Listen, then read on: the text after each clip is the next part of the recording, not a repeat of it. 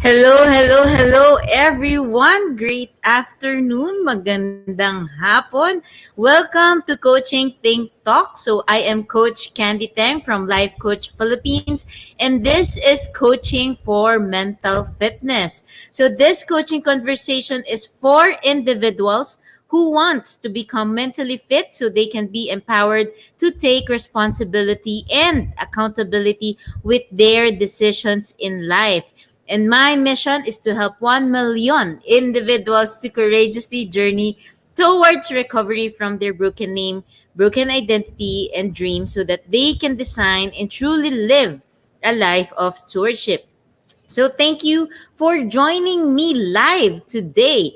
Please leave your digital footprints by letting us know where you are coming from today.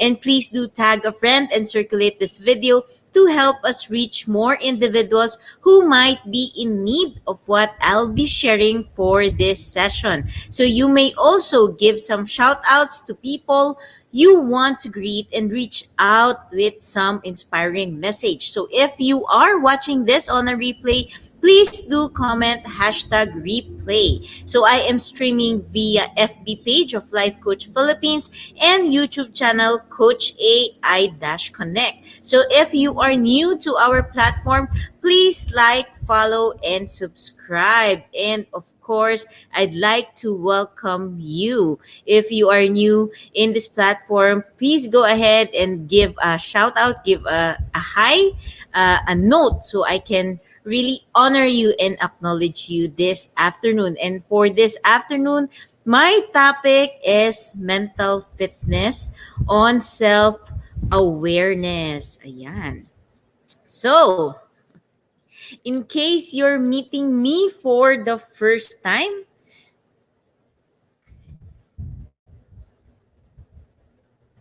ayan, nawala ako. Ayan. In case you're meeting me for the first time, my name is Coach Candee Teng and I'm from Life Coach Philippines. I'm a professional life and mental health coach with a coaching focus on healing and recovery. I'm also a proud Master Builder apprentice of Master Coach A, and we build tribe as we help your unstoppable dream to come true. And of course, I have a mission to help 1 million individuals who wants to courageously step out of their comfortability to journey towards not only healing but recovery from their broken name, broken identity, and dreams so that they can design and truly live a life of stewardship. And I am a proud single mom, and I am a mental health and wellness advocate. Yan. So if you want to connect with me, I encourage you to like and follow my FB page, Coach Candee. And if you want to join, of course, I invite you to join when comfort is not too comfortable coaching community. And if you want to drop me a note, send me a personal message. If you want to ask a question, but you couldn't ask it here in this FB live, then I encourage you to connect with me through my FB page or FB timeline, Candy Teng.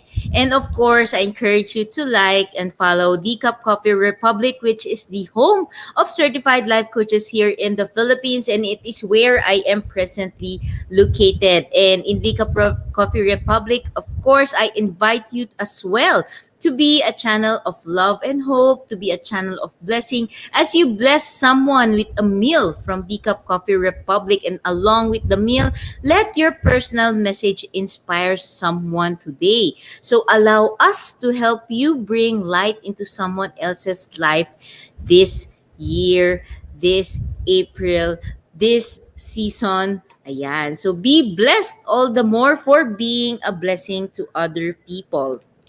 Yan. So I invite you to become intentional in getting your hashtag pack my bag moment. So these are key points, aha moments, words, sharings, lessons that resonated with you. And these are things, of course, that speaks to your heart, or for some, no, it even pinches your heart. Anong meaning ng pinches your heart? Masakit, tinamaan ka. So these are the powerful realizations. And usually when you get this, you say, I'm done, I got it, I can leave, I got what I paid for. But then again, I'm just starting, so I encourage you to really go through this episode, journey with me, and learn with me. And of course, you can also put in your hashtag pack my bag moments in the comment section of this video. So I encourage you as well to share your no hashtag pack my bag moment on your timeline, so you get to bless other people, especially for those who needs to hear and see your aha moments. And of course, if you want to put a context so people will know where your pack my bag moment comes from, and for other people to know, no where, aside from knowing where it is coming from, if they choose to watch the replay of this video, then you can of course put hashtag coaching think talk and hashtag mentally fit Phil. So hello, Mayor Mayor Leonard. Good afternoon. Ayan. So I encourage you to tag your friends, share this link. Mm, And again, no, for this afternoon, my topic is all about self-awareness in terms of mental fitness. So what I would be sharing with you is something that I have really journeyed on, that syempre may backstory, diba? And for those of you who do not know, no, I used to be a yoga and Pilates teacher. I dived into meditation. I got into different healing modalities in my journey in towards being mentally fit, being able to heal from my wounds, from my pains, and of course along with that is healing for my mental illness. No, for some of you who do not know, I used to be clinically diagnosed with multiple mental illnesses, and I've really gone into different healing modalities, and it really didn't work. I got into meditation. It's so much more. I got into mysticism and everything, and then I found life coaching. And in life coaching, as I work with Master Coach A, so thank you Master Coach A for for journeying with me. Alam mo yun, hashtag hawak kamay talaga.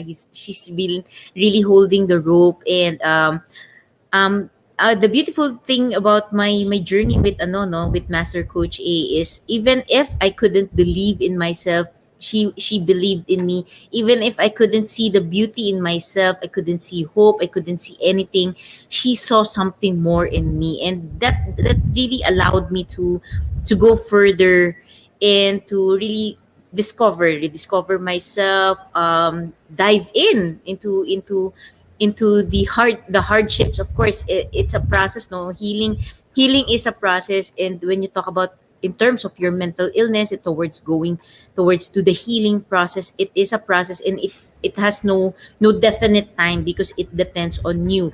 And I remember having these suicidal thoughts, and whenever I have that, I would just automatically message Master Coach A, talk to her, contact her, and she would really guide me through. And eventually, throughout the journey of empowerment, of transformation, I finally got the healing that I honestly didn't know. And I didn't really aim for healing like out loud. No, it was just a wish from my heart. I was just looking for something, really, for me to be able to be empowered to take care of my and manage my mental illness, my mental episodes, or whatever you might want to call it. No, but then eventually, as I go along the process, I got the healing that I really wanted. And so I'm just si Coach Cherry, no? Coach Cherry Minas. Hello, hello, great afternoon. Ayan, please do tag your friends. And again, it's the topic for this afternoon. It's self-awareness. So self-awareness is very dear to my heart, and just like I've shared no before, and when I came into life coaching, when I came to the Cup Coffee Republic, when I met Master Coach A, I honestly thought ang taas ng self-awareness ko. Syempre, 'di ba? I was a yoga teacher. I'm practicing yoga. I do meditations, and I've dived into different healing practices, into mysticism, and I honestly thought ang ganda na ng self-awareness ko that I was so self-aware that everything is fine and alam mo yon, everything is just like doing good for me, and I thought I know myself better than anyone else. But ayun siya, through the process of life coaching, it is a very beautiful process of not only self discovery but self encounter, and being able to really embrace myself for who I am, and for who I was, and for who I want to become. And so for this afternoon, I would really love to share with you self-awareness and how it is much aligned with your mental health, and how self-awareness will help you become mentally fit. But do not get me wrong, having self-awareness doesn't make you mentally fit. It is just the beginning of a journey to become mentally fit. Hello, Coach Tin. Great afternoon. Yeah, so before I dive in, and before I go into mental fitness and what self awareness is, let's go into a clear definition, a clear picture of what mental health is. Of course, before you want to get into fitness, kailangan yung fitness kasi may kasama siyang health. So, for us to be able to better understand mental fitness, we want to better understand what is mental health. So when we talk about mental health, it is defined as a state of well-being in which every individual first realizes his or her own potential, second, can cope with the normal stressors or stresses in life, third, can work productively and fruitfully, and fourth, is able to make a contribution to his or her own community. So when we talk about mental health, it involves this four aspects. Apat po siya. So wherever you are, you can assess where your mental health is right now. So it doesn't mean if you lack any, it means mentally ill ka na. It doesn't mean that way, okay? When you talk about mental health, it is different from mental illness. So again, you just want to come into a place of where you get to an honest assessment where you are right now in terms of your mental health. And from there, you will have to journey, and you can do something about your mental health. And again, it doesn't mean pag may kulang ka, you're mentally ill. Wala pong ganon. It just means there is area of improvement in terms of your mental health. And often we spend a lot of time looking after our physical health or our physical well-being, but most of us has never really considered our mental health. And for you, tiba, to go into a state of mental health, be you have to baba muna natin. Nandun ako good sa mental health. For you to go into a state of your physical health, yung physical health, yung state na gusto mo, there is fitness that is required. There is something that you have to do in order for you to get to the desired physical health that you want. And it's the same with mental health. For you to have a state of well-being in where you are able to realize these four aspects of your mental health, there are mental fitness that you can do in order for you to be mentally healthy and mentally well. So mental health is more than the absence of mental disorders or mental illnesses. And mental health, of course, is an integral part of your health. And mental health, of course, is determined by a range of factors. Environmental factors, biological factors, socioeconomic factors. There's so much more in mental health. But when we talk about mental health, it includes our emotional, psychological, and social well-being. And your mental health affects how you think, how you feel, how you act, how you develop relationships, how you handle stresses in your life, and how, of course, you make choices. So, as you can see, mental health is very important in every stage of your life. It cuts across any stage of your life. And mental health is there to stay until the day we die. Ayan. So, thank you. Hello, Coach Nilo. Hello, si incoming Coach Joanna. Welcome, welcome. Ayan. So this is where we are coming from when we talk about mental health. So mental health is not the absence of or the opposite of mental illness. It doesn't mean that if you are mentally ill, you cannot be mentally healthy. And of course, in the other way, it doesn't mean if you don't have any mental illness, you are mentally healthy. You have to have this reference of this definition of mental health from WHO to really look at it in a holistic perspective. Now, what is mental fitness? So you can ano no you can read through the screen to really know what mental fitness is. So it involves, of course, exercising different parts of your brain. So if you see me looking here, I'm looking at the press mat kasi mas malaki dito. Yan. And mental fitness, if of course, is our ability to cope with obstacles in our daily life. And mental fitness is the training we use to prepare ourselves for the path that we want to take, and it involves the physical action we take ahead. So when we talk about mental fitness, there is an action. Palaging merong action.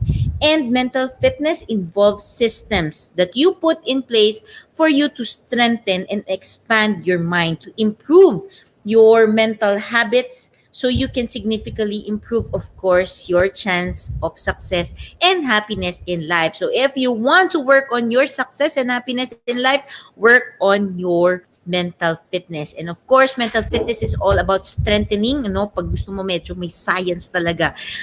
Mental fitness is about strengthening the neural pathway. So yun yung mga muscles sa brain natin. So if we have muscles in the physical, yung mga bicep, triceps, and everything. In mental health, in mental fitness, it's the neural pathways. Yun yung gusto natin i-strengthen.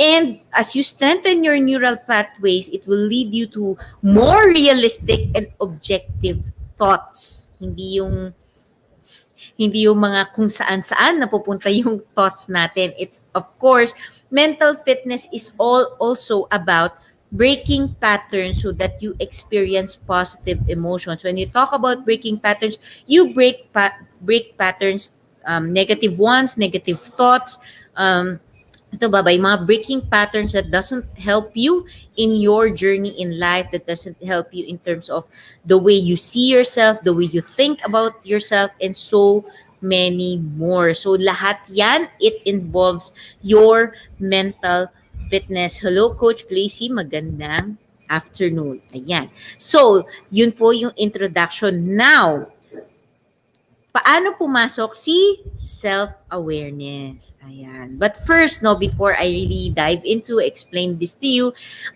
share with me your own definition of self-awareness or even awareness, no?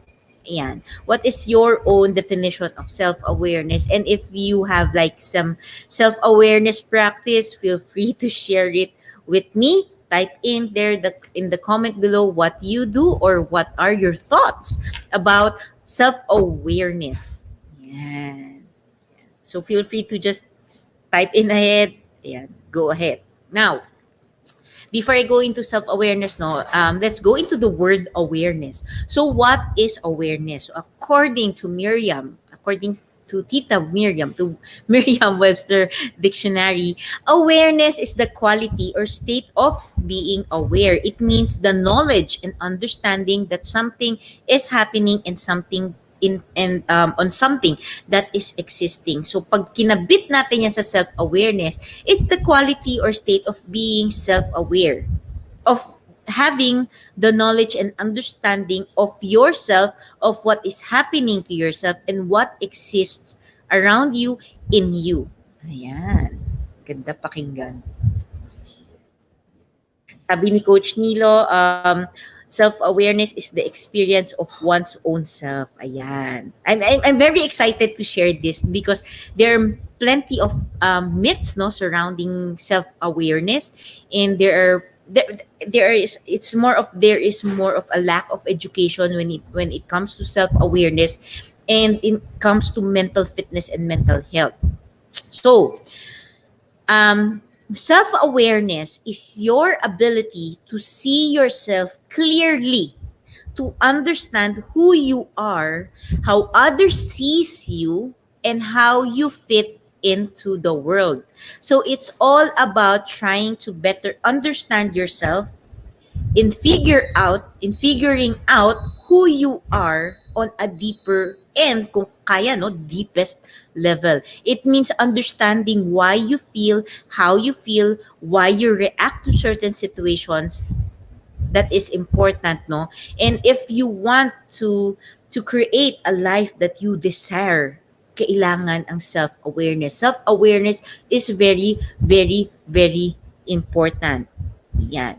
And oftentimes, even if it comes to your physical health, self-awareness is as well important. It is being mindful of what you eat, your habits, and everything. And it's the same with mental health and with your mental fitness. So everything in life, no, you have to be self-aware because you are the one that is living your life, and you are the one who is moving, no? Moving, you are the one who is doing things, you are the one who is deciding and everything.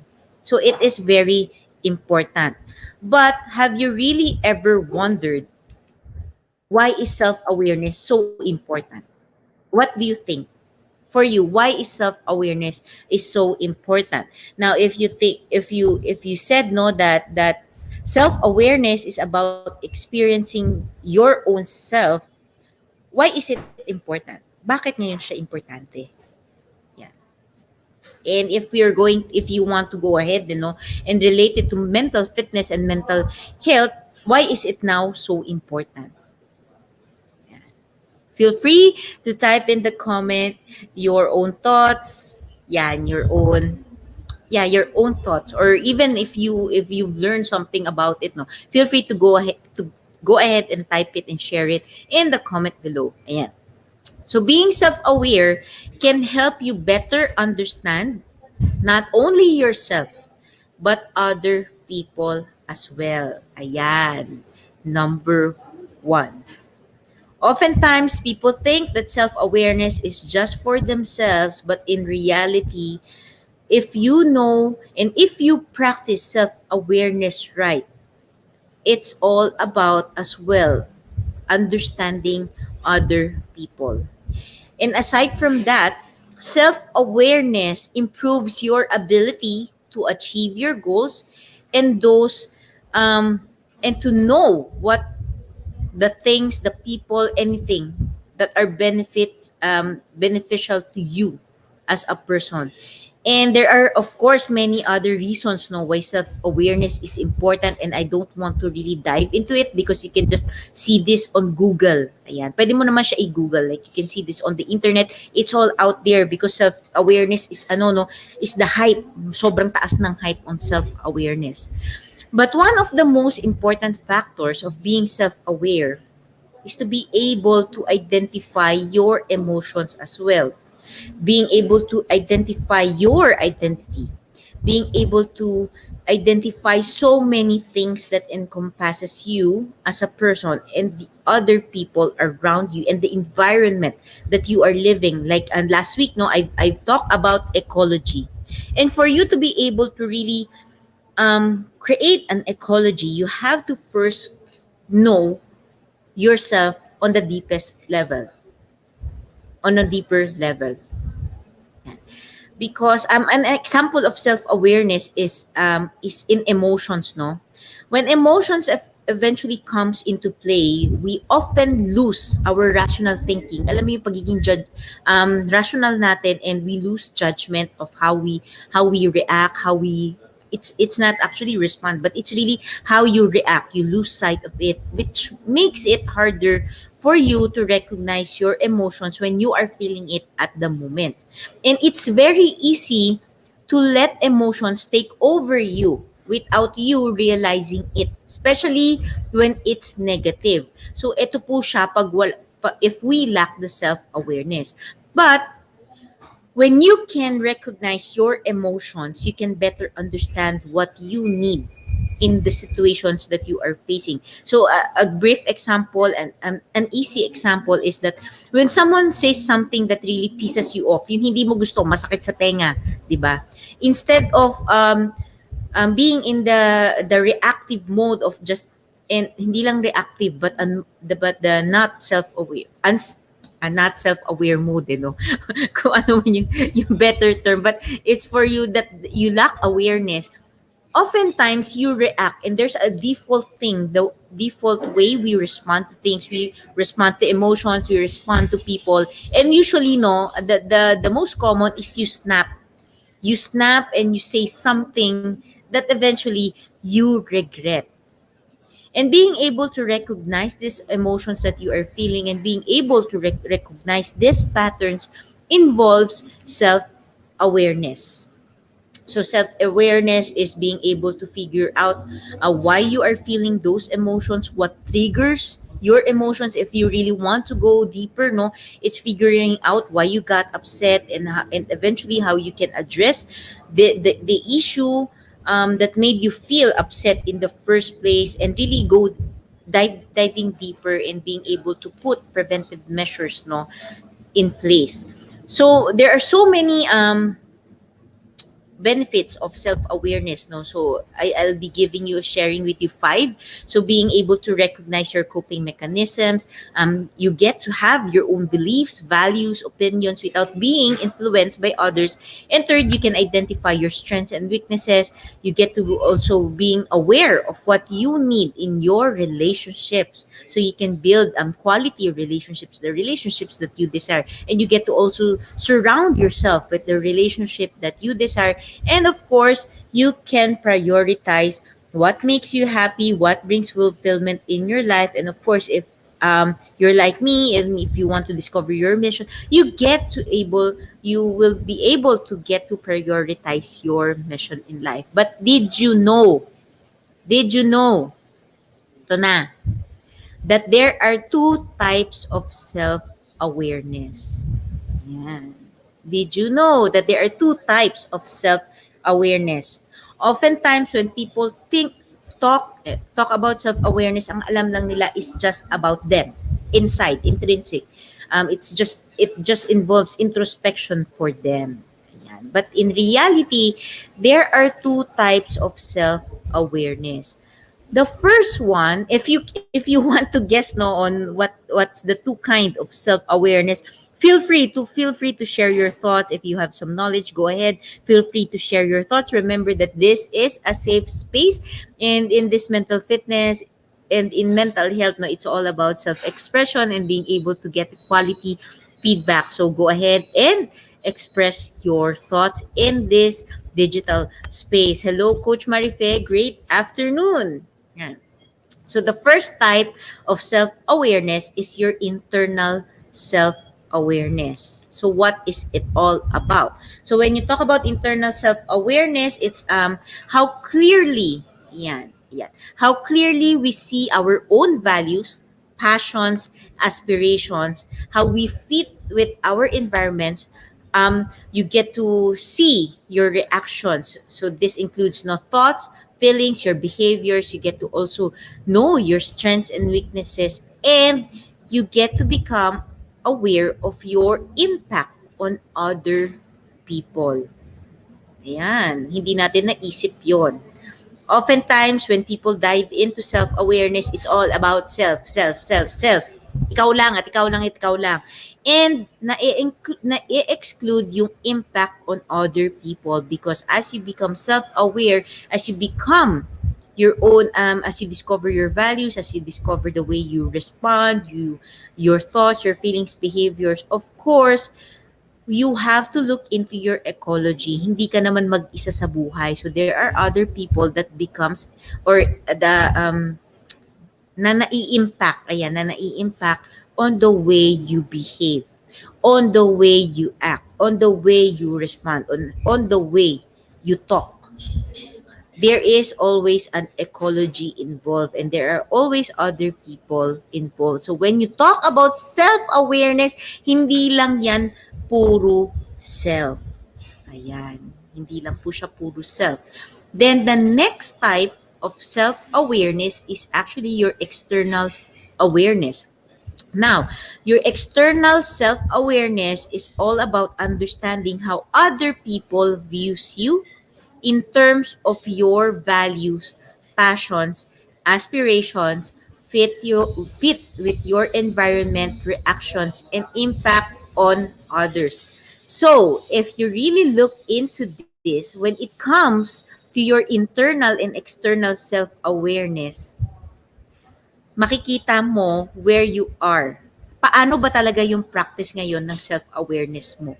Are you really into this internal self-awareness or are you into the external self-awareness? Because oftentimes people are so mindful or so aware of how other people sees them, but they are not able to be aware of how they see themselves. Oftentimes when you talk about people pleasing, nandito din siya, external. You're more about understanding how other people view you and how you want other people to view you but lacks the internal self-awareness. Paano ba talaga ikaw? Sino ka ba talaga? Yan. And when you talk about self-awareness and looking at this now, often since people are really not educated or not aware of this that the self-awareness has two types of self-awareness. You can see that how people practice self-awareness is that they value one over the other. They either value internal self-awareness or the external self-awareness. But when we talk about self-awareness, it is holistic. It has to have both the internal and the external process of self-awareness. So people who wants to really practice self-awareness, for people that you want to really dive into awareness, you must work on both seeing yourself clearly as a person and getting feedback to understand how other people see them and see where the disruption or the gap is. And highly self-aware people, the truly high self-aware people balances this.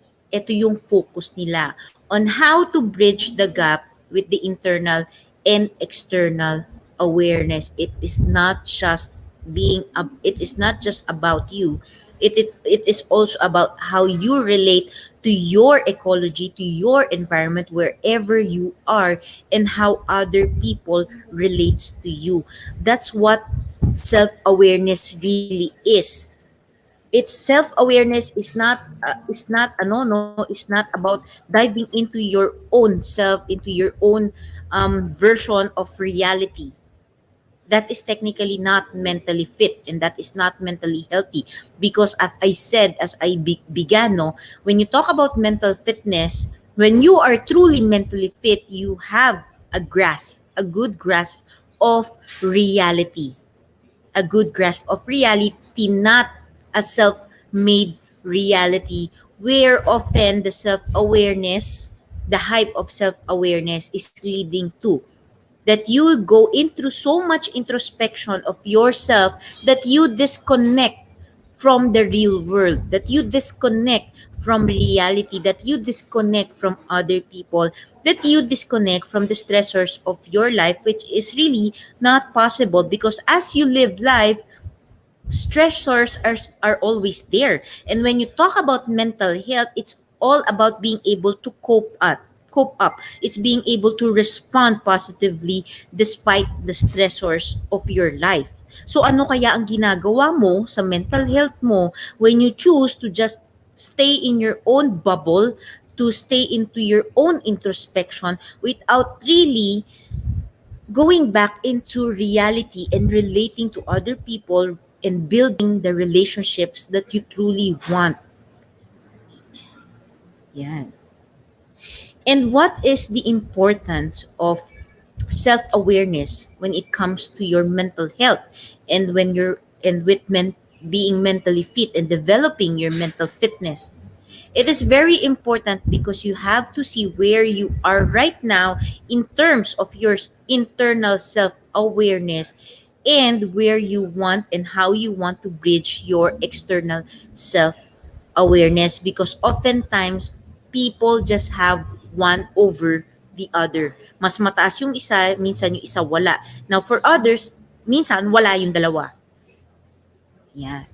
And that goes back to my picture of when I got into life coaching. Before I got into life coaching, like I have shared, I am a yoga teacher, I'm a Pilates teacher, I do meditations, I got into mysticism, I do different meditations. Madami akong pinuntahan, and I honestly thought I was self-aware, but in reality I was just creating a reality of my own, because what I have in my life is just too painful for me to handle. So I would just kill the emotion of pain. Turn it off. Ganon. And that is not what self-awareness is. It's not about cutting all the ties that you have. Hindi ibig sabihin lahat ng toxic people, no, ikakat mo. Because when you talk about stressors in life, there is such a thing as eustress. So when you talk about people coming into your life, there are people who gives you stress, but a positive kind of stress. But if your thinking is all about stress and being away from stress, and relieving yourself of stress, you just get to cut all kinds of relationship, even the healthy ones for you, because you have this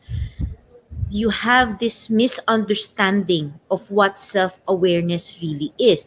And when you talk about mental health and mental fitness, so mental health and mental fitness is not self-awareness. It is very different. Self-awareness is just the beginning of becoming mentally healthy, but it doesn't mean that if you dive into meditation, you will automatically become mentally fit. Because as I said, to become mentally fit, you have to do something, and it starts with awareness. For you to be able to really discover your values, your passions, your aspirations in life, how you respond, how you think, how you feel, how you behave, you have to dive into it. And meditation is not enough, because you have to go into the process of encountering yourself. There is a scientific process into discovering your values, your passions, and everything. Because if you're just going to dive with your meditations, you will be limited with your own perspective. Ikaw pa rin siya. And would you agree with me, everyone has a blind spot. So paano mo makikita yung values mo in the first place if you do not know your own values, if you are already blinded with your own values? How will you discover your passion if you just dive into just ikaw lang, no?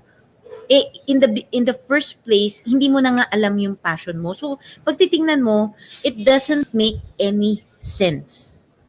Now, for you to be able to really go into the process of self-awareness means for you to have someone to journey with you. Whereas it's about self-awareness, it doesn't mean that you have to do things on your own. Because again, each and every person, including me, has a blind spot. And this is where the beautiful profession of life coaching comes in. When you have an accountability partner, when you have a partner that allows you to really dive into and journey with you in terms of discovering yourself, in terms of encountering yourself. And it doesn't stop with self-awareness. It is just the beginning of the process. And what's beautiful with life coaching process compared to the different modalities that I have been to is that you will get to see that there is such a thing as internal self-awareness and external self-awareness. Because when you talk about mental fitness, when you talk about your mental health, it has to come, dalawa siya. Because it's the way you see yourself, it's the way your thought process works, and eventually, as you improve on yourself, meron kasing ibang tao. and you relate to other people. And this is where often the struggle comes in, because the person themselves do not and are not aware of themselves, are not aware of their defaults, and then they try to relate to other people who as well have other may perception sa kanila. So the question is, how will you bridge the gap? How can you make the person aware of themselves, and how can you bridge the gap of other people really seeing the value of that person? How will you bridge the gap? So this is where the beauty of life coaching comes in, is because in life coaching you get to bridge the gap. So it's more of yung nasa left mo, sabihin mo the left side of that of that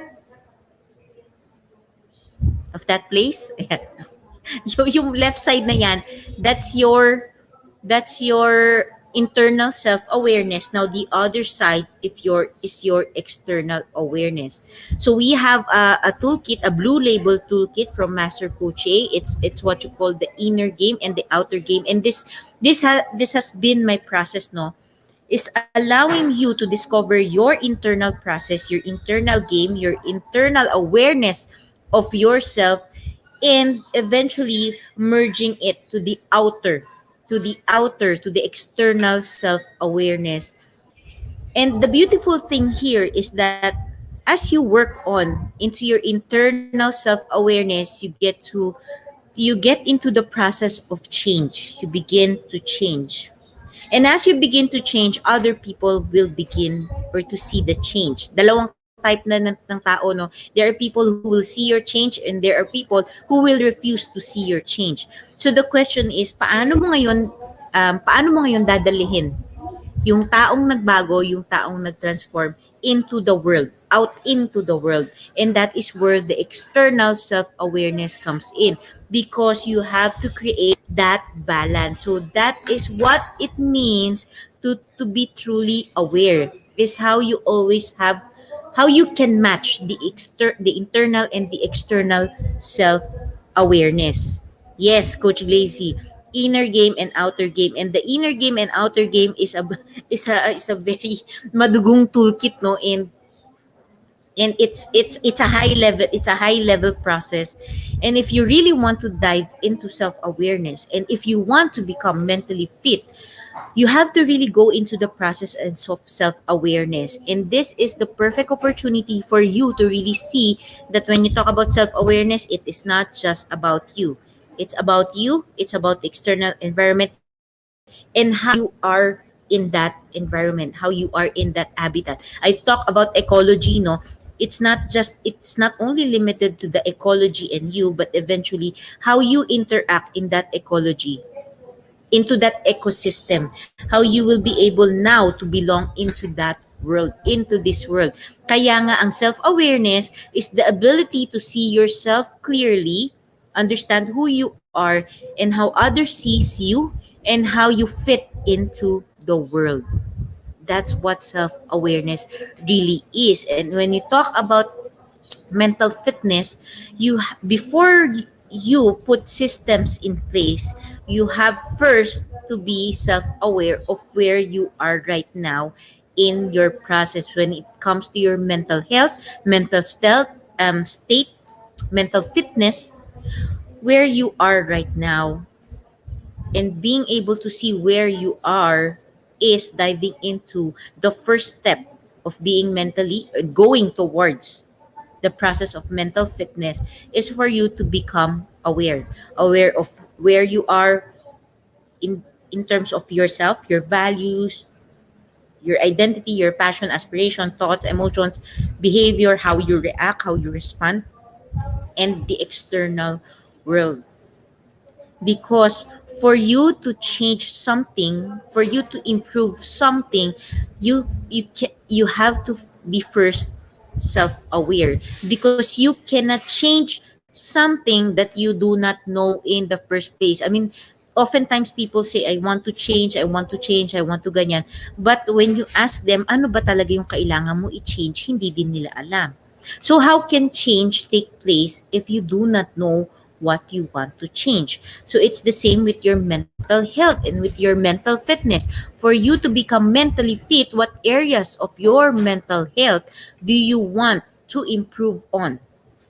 What areas of your mental health, or what areas into your process of mental fitness that you want to have? What are the thought process, what are the patterns that you currently have that is not helping you to become mentally fit, or what are the process na lacking in order for you to become mentally fit? Yan. And there is a study found and published in Harvard that these two these two types of self-awareness are often not looked into by people who practice self-awareness. And not being aware of this and the experiences that affects the self-awareness, it can actually hinder your very own self-awareness. And that introspection doesn't always make you more self-aware. Introspection and too much introspection of just being on your own self without someone guiding you, without someone being accountable for you to become responsible for your own actions and for your own way of thinking, prevents you from being self-aware. It is a study that is published by Harvard. So that is the beauty of life coaching, and that is the beauty of the process of really going into, kaya nakuha yung healing. Kaya nakuha yung healing. Because it's not just about you. It is about you. It is about how others sees you in relation to your values. How you deliver and how you let other people see your value as a person. And when we talk about value, hindi lang siya worth, no, but it even involves your core values as a person. How can you relate it to the outside world? How can you make it into your reality? Hindi lang yung nasa sarili mong mundo. Yun siya. And like Coach Glacy said, no, and shared, it helped her to see the gap of how she is living her life. And when you talk about mental fitness, it is also the same. You have to first go into the process of self-awareness, but self-awareness doesn't make you mentally fit. It doesn't make you mentally fit. It is just the beginning of the process. Kumbaga, binuksan mo lang yung mata mo. Nagising ka, binuksan mo lang yung mata mo. Yun lang siya. That's self-awareness is. And from self-awareness, that is where you create plans in order to bridge the gap towards the mentally fit, the mental health that you so truly desire. Yan. And of course, believing there is, ito sabi, maganda tong sinabi dito, believing there is a bridge from where you are to where you want to go is 99% of the battle. Yan yung sinasabi kong this is just the start. The other 1% is having the courage to cross it. Now that you know that this is what self-awareness truly is, now that you know that there is something that you want to change in your life, the next step is actually the courage to journey towards it. It's the courage to cross it, the courage to bridge the gap, the courage to work, to truly work on your mental fitness. And with that, no matter where you are right now, if you are like me, who have been practicing self-awareness, but you know deep in your heart that there is so much more, that you know in reality, kahit anong gawin mo, hindi mo pa rin na-achieve yung gusto mo when it comes to your mental health, when it comes to your mental fitness. No matter where you are, even if you're someone who is lying in bed, unable to go up, unable to sustain yourself and everything, know that help is available. And in Life Coach Philippines with Master Coach A, there is a science-based approach in mental fitness, in developing your mental health, in creating a mentally fit lifestyle in order for you, um, in, in creating, in in creating a mental fitness regimen in order for you to become mentally fit so you can live life beautifully regardless of your mental health condition. Meaning, regardless if you are clinically diagnosed or not.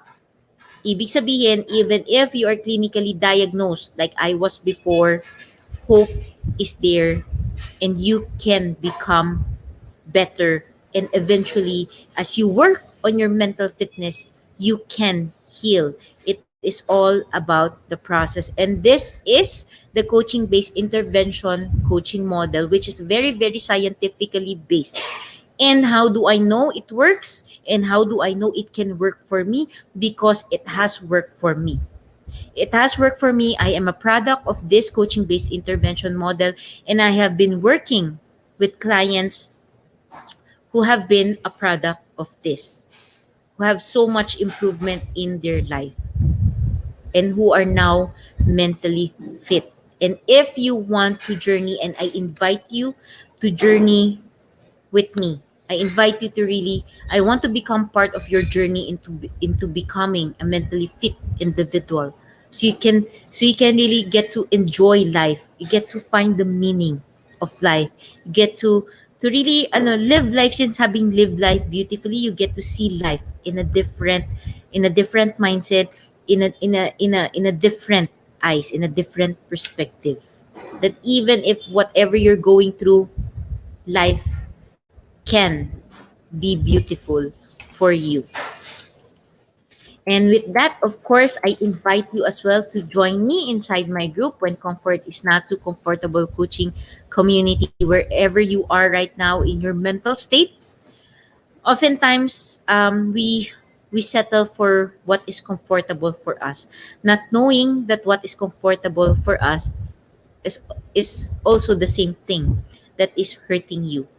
For some, having their mental condition is already comfortable and it scares them to journey outside of it because they do not know what life has in store for them outside of their mental illness. If you are that someone, I invite you, join my group. I invite you, connect with me. Connect with me. I would love to journey with you and to allow you, to guide you, to facilitate the process for you to see that life can be so much better for you. And in this drive, I have a mission to help 1 million individuals who wants to take that courageous step out of comfortability to journey towards not only healing, but recovery from your broken name, recovery from your broken identity, and recovery from your broken dreams, because you are capable, because you can design and you can live a beautiful life, and you can live a life of stewardship with whatever God has entrusted on you. You have your gifts, you have your talents, you have your resources that you can give out to the world. It is possible for you. It is possible for you to live a life of stewardship that is full of courage, a life that you clearly know your identity, and a life where you can be responsible with whatever life throws at you, and you can win in life, and you can stand victorious with whatever life throws at you. And again, if you want to connect with me, these are my details. You can connect with me. My number is there. And as you connect with me, of course, I would love to give you this this worksheet, this self-care check-up worksheet, and this mindset check-up worksheet for you to be able to come into awareness where you are right now in your journey, and how you want to go towards developing a mentally fit lifestyle for you to really get to enjoy life and live life beautifully. So, as I end this conversation, let me invite you to be part of what we are doing as an organization of professional certified life coaches. So do join us for another coaching conversation tomorrow with Coach Orville for Coaching for Careless Living at 10 a.m., with Coach C for Coaching for Actionable Motivations at 2 p.m., and with Coach John Roca for Coaching for Premium Growth at 4 p.m. And of course, I would also like to invite you to Master Coach A's co-actively co-create life coach certification program. So I just graduated, no, and I am proud proud class 1 of the co-actively co-create life coach certification program. And this beautiful program allows you really to awaken the sleeping giant that is sleeping inside of you, allows you to awaken the hero inside of you in order for you to arise and for you to advance in life and in the journey that you are called or meant to really journey and fight for your mission in life. So this is a comprehensive approach to learning and mastering life coaching as an active process of creating a new path to achieving results in life, so that success is inevitable in every coaching relationship.